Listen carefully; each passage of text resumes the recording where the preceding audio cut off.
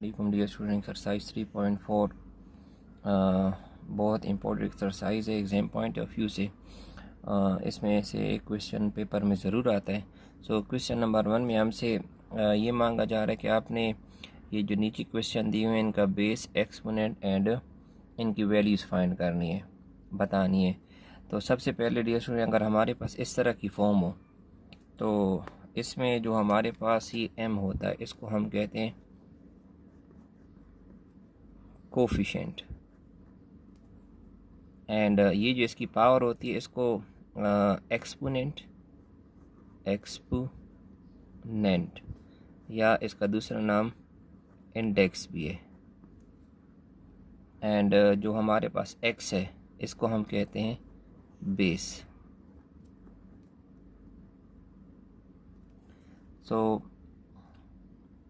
अब इन्हीं वैल्यूज इन्हीं डिफिनेशन को सामने रखते हुए इसके पहले क्वेश्चन को हम सॉल्व करते हैं।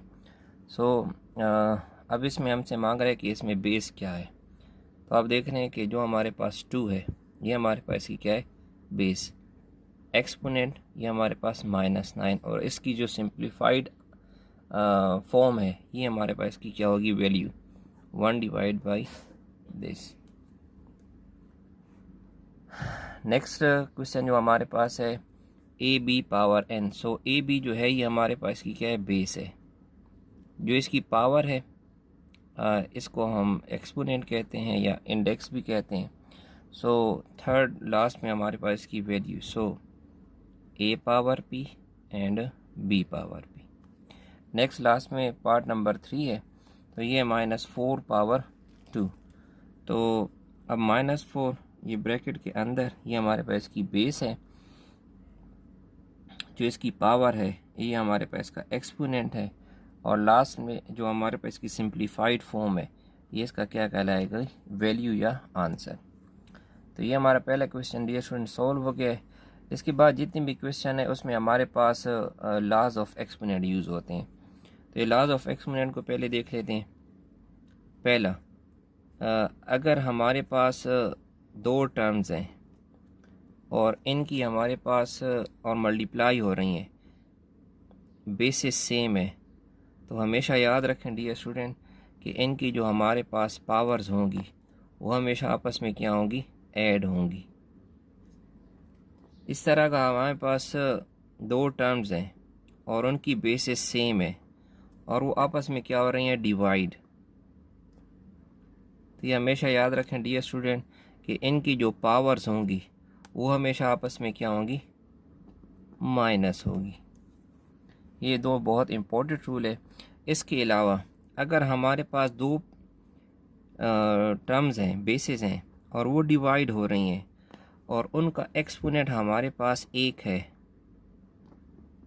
तो डियर स्टूडेंट आपने क्या करना है कि ये एक्सपोनेंट जो है ये आपने ऊपर न्यूमरेटर को भी दे देना है और डिनोमिनेटर को भी दे देना है।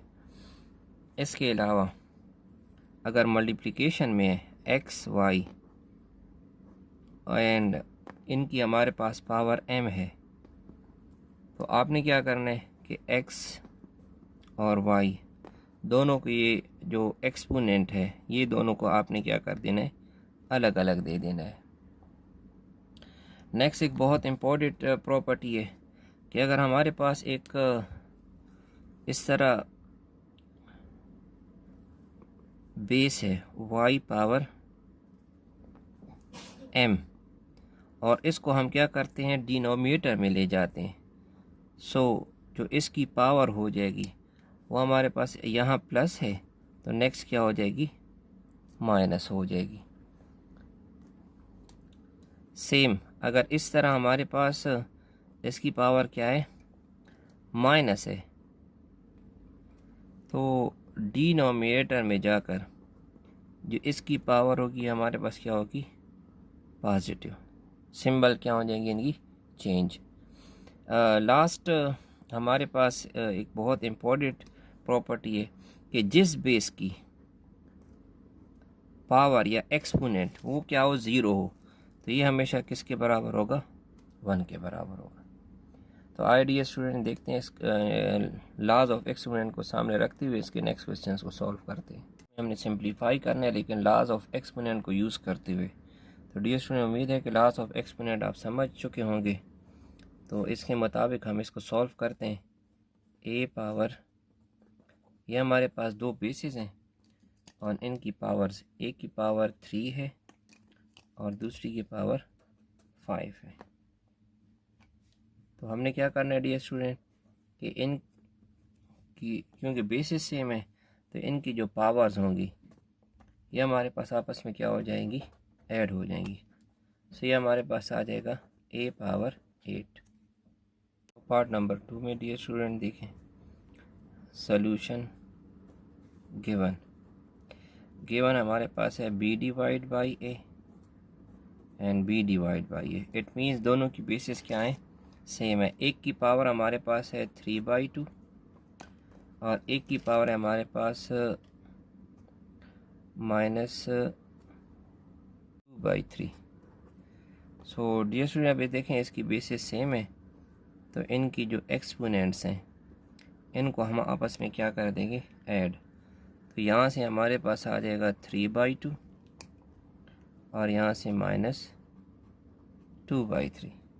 तो आगे इनको जस्ट सिंप्लीफाई करना है। सो b डिवाइड बाई ए,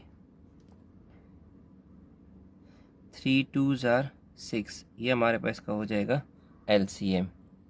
अब हमने क्या करना है कि इस डिनोमिनेटर को 6 पर डिवाइड करना। तो 6 डिवाइड बाई 2 हमारे पास 3 आ जाएगा और 3 को 3 के साथ मल्टीप्लाई करेंगे तो ये हमारे पास यहाँ से आ जाएगा 9। इस तरह इस 6 को 3 पर डिवाइड करेंगे तो इससे हमारे पास आ जाएगा 2। तो 2 को हमने क्या करना है, इसके न्यूमरेटर 2 के साथ मल्टीप्लाई कर देना है। तो नेक्स्ट लास्ट में b डिवाइड बाई ए, 9 -4, ये हमारे पास आ जाएगा 5 डिवाइड बाई 6। तो ये इसका आंसर है। सोल्यूशन हम करते हैं थर्ड पार्ट की।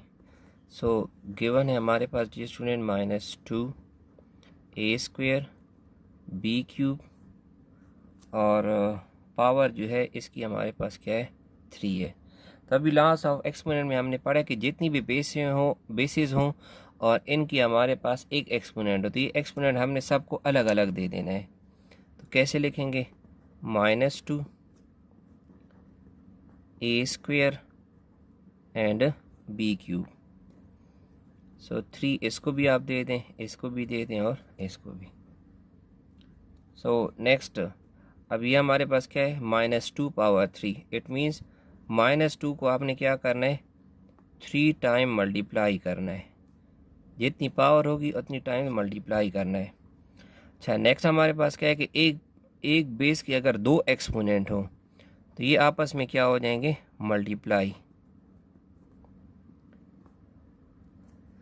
सो यहाँ का एक्सपोनेंट 2 इस 3 के साथ मल्टीप्लाई होगा और ये भी 2 इस 3 के साथ मल्टीप्लाई हो जाएगा।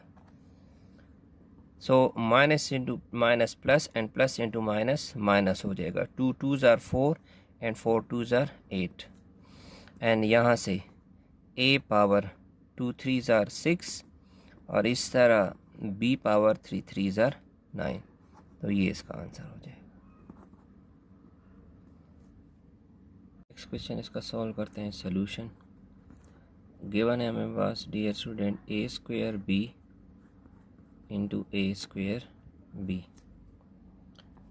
तो इसमें डियर स्टूडेंट हम क्या करेंगे कि a और a ये साथ लिख लेंगे और b और b साथ लिख लेंगे।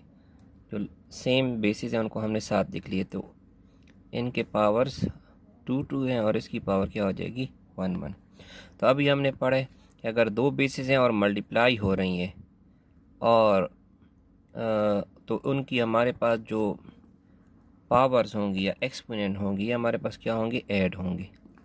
सो 1 + 1। तो लास्टली हमारे पास क्या हो जाएगा, एक की पावर हो जाएंगी 2 + 2 4 एंड 1 + 1 2। तो ये इसका आंसर आ जाएगा। ये भी देख लें, सोल्यूशन है हमारे पास इसकी गिवन हमारे पास है डियर स्टूडेंट -3 a² b² और होल पावर है हमारे पास इसकी 2। तो ये 2 जो है हमने सारी बेसिस को दे देना है -3a a एंड b। तो ये स्क्वायर हमारे पास सारी बेसिस के ऊपर आ जाएगा। सो -3 का स्क्वायर मतलब क्या है कि -3 को हमने 2 दफ़ा मल्टीप्लाई करना है, और यहाँ a की 2 पावर्स आ गई हैं। तो हमने पढ़ा है कि जब 2 पावर्स आ जाएं तो इनको आपस में आपने क्या कर देना है, मल्टीप्लाई कर देना है। तो ये हो जाएगा 3 3 ज़ार 9 और minus into minus plus and 2 2 ज़ार 4 एंड लास्टली ये भी हमारे पास 2 2 ज़ार 4। तो ये इसका आंसर आ जाएगा। तो नेक्स्ट इसके 2 पार्ट्स और हैं, इनको भी हम सॉल्व कर लेते हैं। सॉल्यूशन गिवन है हमारे पास dear student a³ minus 2b और इसकी पावर है हमारे पास 2। सो a³ हमारे पास इस तरह आ जाएगा, -2 को हमने अलग पावर देनी है और b को हमने अलग पावर देनी है। तो ये 2 इसकी भी पावर आ जाएगी, 2 इसकी भी पावर आ जाएगी। सो a³, अच्छा -2 का स्क्वायर मतलब क्या है, -2 को हमने 2 दफ़ा मल्टीप्लाई करना है एंड ये हो जाएगा हमारे पास b²। सो a³ 2 2 ज़ार 4 माइनस इंटू माइनस प्लस और ये हो जाएगा b²।